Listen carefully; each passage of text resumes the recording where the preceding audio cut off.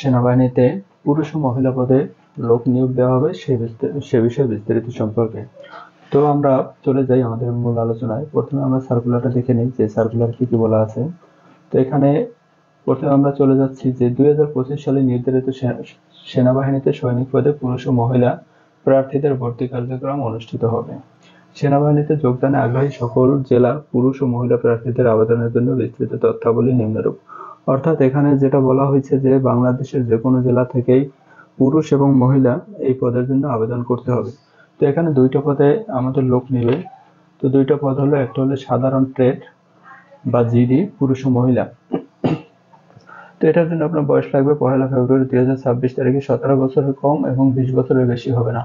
অর্থাৎ যাদের বয়স 1 ফেব্রুয়ারি 2026 সালে 17 বছর কম হবে না এবং 20 বছরের বেশি হবে না। তো আমরা যদি একটু ক্যালকুলেশন করে দেখি যে যাদের বয়স 1/2/2006 থেকে 1/2/2009 তারিখের মধ্যে তারাই শুধু আবেদন করতে পারবে। অর্থাৎ সাধারণ ট্রেড পুরুষ ও মহিলা এই পদে যাদের জন্ম তারিখ 1/2/2006 থেকে 1/2/2009 এই তারিখের মধ্যে যাদের বয়স তারা শুধুমাত্র আবেদন করতে পারবে।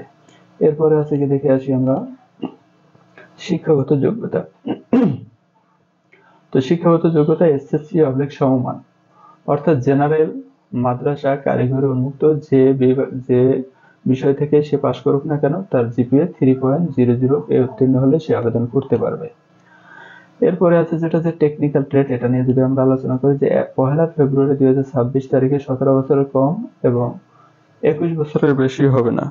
এই পেশার জন্য আপনাকে যেটা ফলো করতে হবে যে এই পেশার জন্য আপনার 17 থেকে হতে 22 বছর। তো আমি যদি একটু ক্যালকুলেশন করে দেখি যে টেকনিক্যাল ট্রেড পুরুষ ও মহিলা পদে যাদের জন্ম তারিখ 1/2/2005 থেকে 1/2/2009 তারিখের মধ্যে শুধুমাত্র সেই সকল প্রার্থী এই পদের জন্য আবেদন করতে পারবে। এছাড়া পরবর্তীতে আরেকটা পেশা আছে যে শুধুমাত্র ড্রাইভিং পেশায় অভিজ্ঞতা সম্পন্ন প্রার্থীদের ক্ষেত্রে বয়সসীমা 1 বছর শিথিলযোগ্য 17 থেকে 22 বছর। অর্থাৎ যাদের বয়স 1/2/2004 থেকে 1/2/2009 তারিখের মধ্যে শুধুমাত্র তারাই এই পদের জন্য আবেদন করতে পারবে।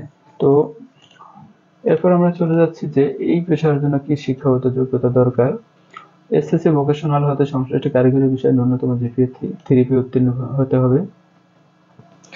SSC/সমান মাদ্রাসা কারিগরি উন্মুক্ত ন্যূনতম জিপিএ 3 উত্তীর্ণ এবং কারিগরি শিক্ষা বোর্ড কর্তৃক অনুমোদিত প্রতিষ্ঠান হতে নিম্ন উল্লেখিত টেবিলে 1 অনুযায়ী ন্যূনতম 3 মাস মেয়াদী সংশ্লিষ্ট ট্রেড কোর্সের যোগ্য বিজ্ঞান বিভাগ ডিপ্লোমা কোর্স সম্পন্নকারী প্রার্থীদের অগ্রাধিকার প্রদান করা হবে। অর্থাৎ টেকনিক্যাল ট্রেডে যদি আপনি আবেদন করতে চান তাহলে আপনাকে অবশ্যই ভোকেশনাল থেকে পাশ করতে হবে। তো এরপর আমরা চলে যাই শারীরিক মাপ।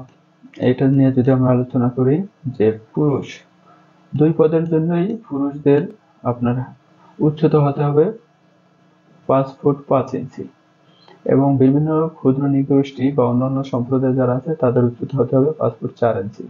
মহিলাদের বিষয়ে যদি আমরা আলোচনা করি সাধারণ যারা আছেন তাদের 5 ফুট 1 ইঞ্চি এবং ক্ষুদ্র নৃগোষ্ঠী বা অন্যান্য সম্প্রদায়ের জন্য 5 ফুট।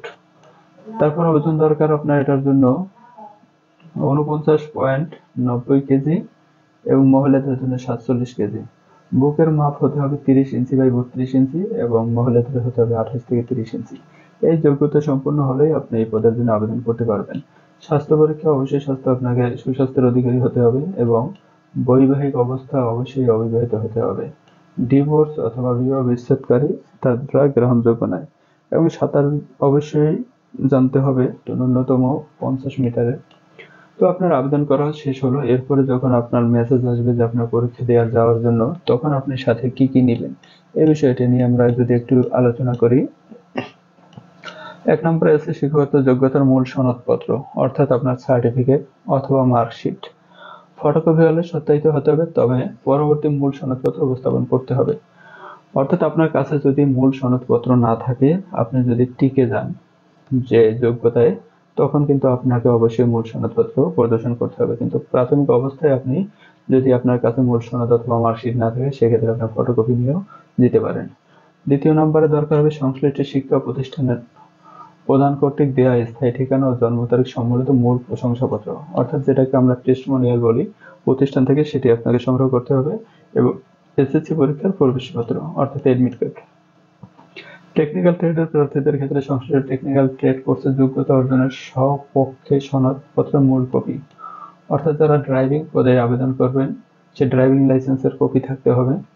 অভিভাবকদের সম্মতিসূচক সনদপত্র, অর্থাৎ অভিভাবক সম্মতিপত্র, এটা যে আপনি সেনাবাহিনীতে যদি চাকরি হয়ে যায়, তাহলে যদি কোনো দুর্ঘটনা বা মৃত্যু হয় বা আপনি চাকরিতে যোগদান করেন, সেক্ষেত্রে আপনার অভিভাবকদের কোনো আপত্তি নেই, এই মর্মে একটা প্রত্যয়ন নিতে হবে এবং সেটা অবশ্যই চেয়ারম্যান কর্তৃক সত্যায়িত হতে হবে।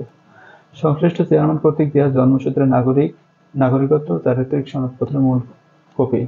এটা হলো যে আপনার ইউনিয়ন পরিষদ থেকে আপনাকে একটা চারিত্রিক সনদ নিতে হবে যে আপনি বাংলাদেশের নাগরিক এবং তার ইউনিয়নে আপনি বসবাস করে, এরকম একটা নাগরিকত্ব সনদ সংগ্রহ করতে হবে। নিজ জন্ম নিবন্ধন সনদপত্র, আপনার জন্ম নিবন্ধন যদি ভোটার আইডি কার্ড থাকে তাহলে সেটাও নিতে পারেন। পিতামাতার জাতীয় পরিচয়পত্র স্মার্ট কার্ড, বাবা মার ভোটার আইডি কার্ড সেটা সাথে নিতে হবে। সদ্য তোলা পাসপোর্ট সাইজের ছবি, পাসপোর্ট সাইজের ছবিটা হতে হবে 5 সেন্টিমিটার বাই 4 সেন্টিমিটার, 6 কপি। স্ট্যাম্প সাইজের 2 কপি সত্যায়িত হতে হবে।